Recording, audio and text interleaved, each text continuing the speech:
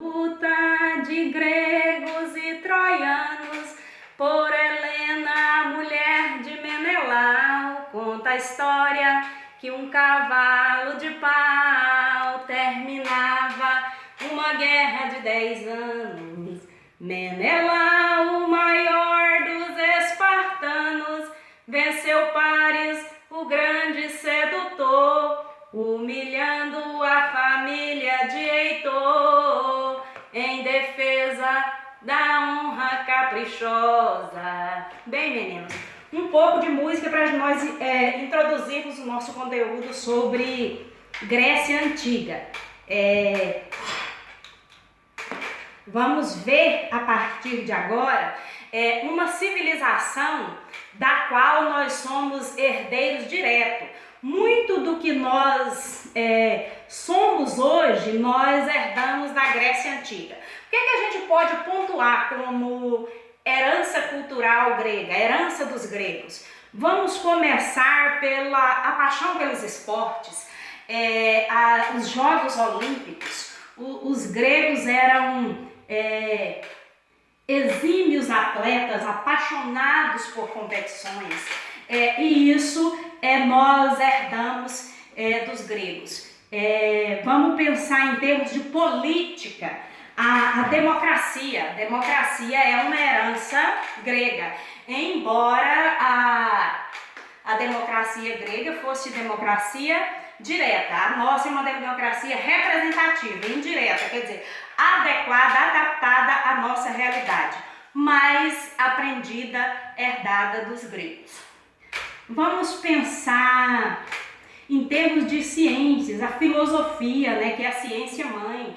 A filosofia, o berço da filosofia ocidental é a Grécia. Matemática, quantos matemáticos nós temos aí que vocês ainda estudam até hoje? Vamos pensar, por exemplo, Tales de Mileto, lembra? Era um matemático grego. O teatro é uma outra herança herdada dos gregos. E o teatro grego ele tem algo bacana, que é a questão de ele apresentar tragédia e comédia, vocês conhecem, que é representada pelas máscaras, né? A sorridente e a tristinha.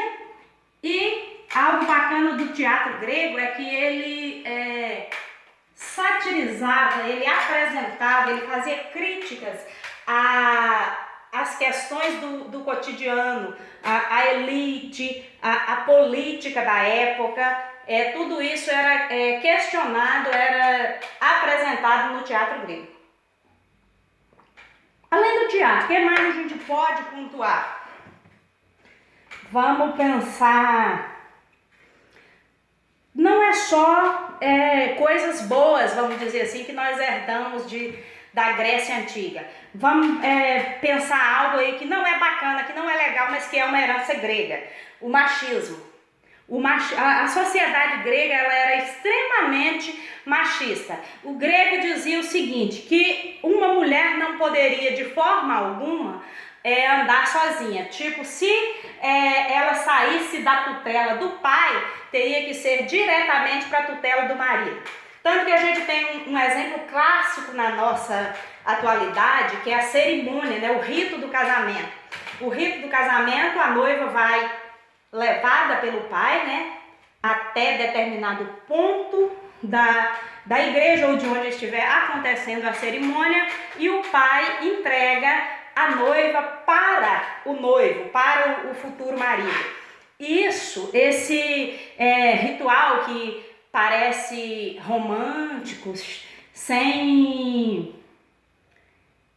nenhuma outra intenção, digamos assim, ele é, na verdade, uma prova clássica de machismo. Mas presta atenção, meninas, não vai falar depois que a professora Rosimeire falou, mãe, aquilo é machismo, a gente não pode casar, não falei nada disso não. Estejam à vontade para se casar, se é o sonho, para fazer todo o ritual. Mas façam consciente de que é um ritual machista herdado dos gregos, tá bom? Ok, continuando. Para a gente estudar a história grega, ela, desde a formação até a derrocada, a decadência, ela se divide em 5 períodos. Não dá para falar os 5 períodos numa única aula. Tem período pré-homérico, período homérico, arcaico, clássico e o helenístico. Hoje nós vamos pontuar apenas pré-homérico e homérico. O que é que marca o período pré-homérico? O desenvolvimento da civilização cretense, que é aquela civilização da ilha de Creta, marcada pela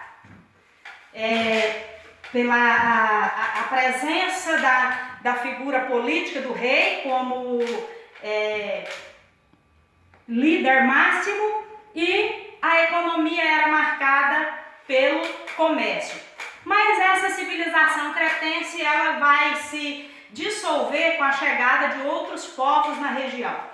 E ela dá espaço para finda assim o período pré-homérico, e nós temos aí o período homérico. Nesse período homérico, diz-se que aconteceu nesse período a chamada Guerra de Troia.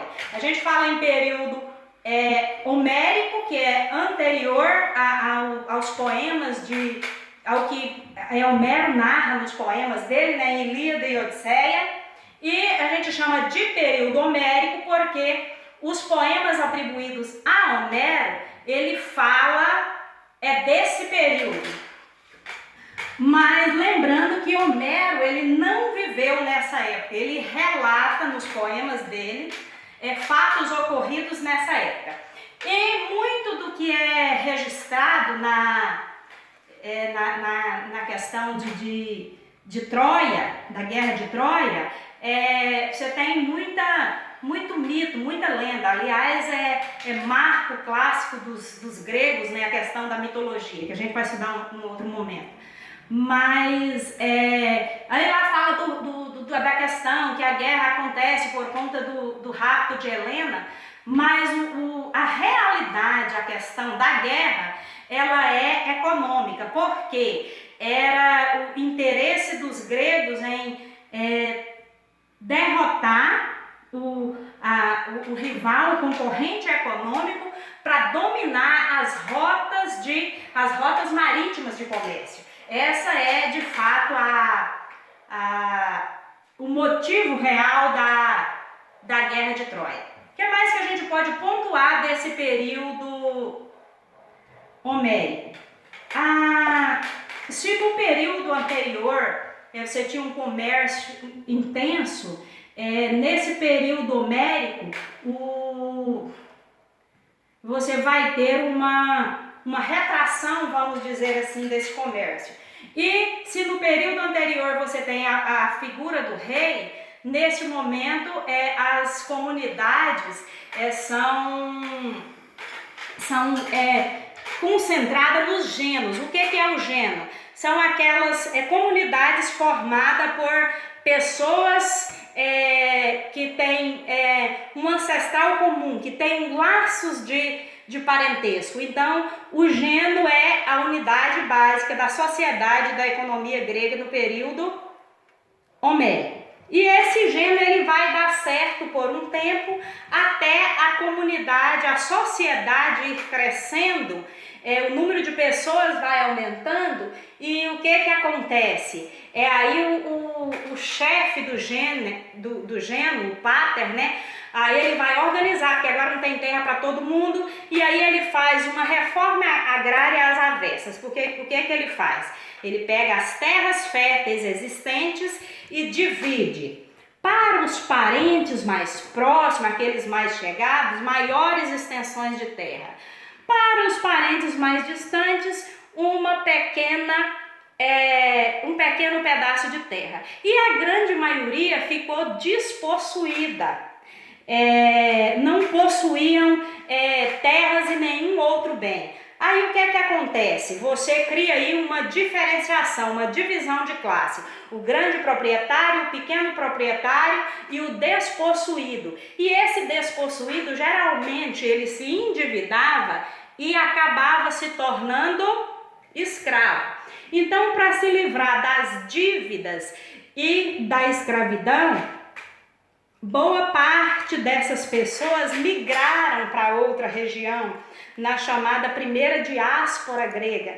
Então, boa parte das pessoas vão ocupar outras regiões, favorecendo assim a expansão da Grécia Antiga. Tem um outro ponto interessante desse momento de divisão das terras, é que ficou decidido a partir daí que o direito à herança era do filho mais velho, do filho homem e do filho mais velho.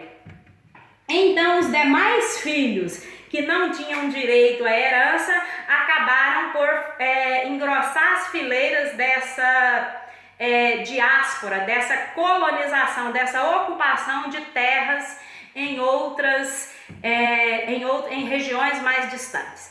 Por hoje é isso, muito obrigada.